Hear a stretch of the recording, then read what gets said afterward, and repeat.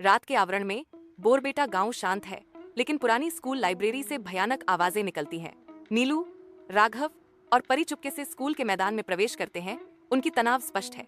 नीलू फुसफुसाती है, मुझे डर लग रहा है, क्या हमें वापस चले जाना चाहिए? राघव जवाब देता है, नहीं, हम इतनी दूर आ गए हैं, अब हमें देखना होगा कि क्या होता है। परी ने तसल्ली दी, डरने की कोई बात नहीं है, हम साथ हैं।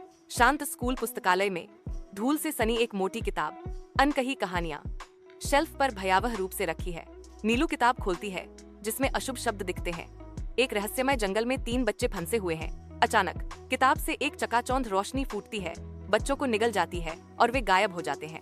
एक रहस्यमय जंगल के हृदय में खोए हुए बच्चे पेड़ों को रहस्य फुसफुसाते हुए महसूस करते हैं, क्योंकि छायाएं उनकी हर चाल का मजाक उड़ाती हैं।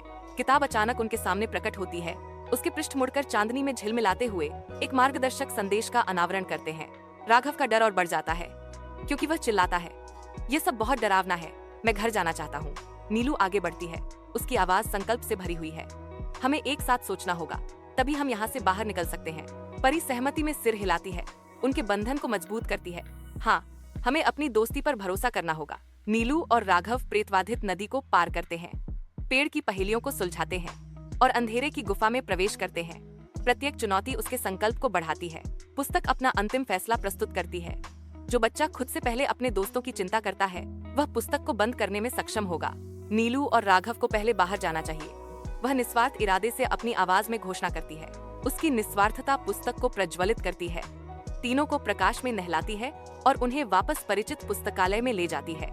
भूतिया किताब की बच्चों की खोज गांव को फुसफुसाहट और आश्चर्य से भर देती है।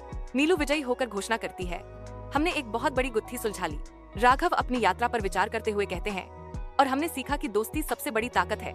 परी नए साहस के साथ अपनी आवाज में कहती है, और डरने की कोई बात नहीं है, अगर हम साथ हैं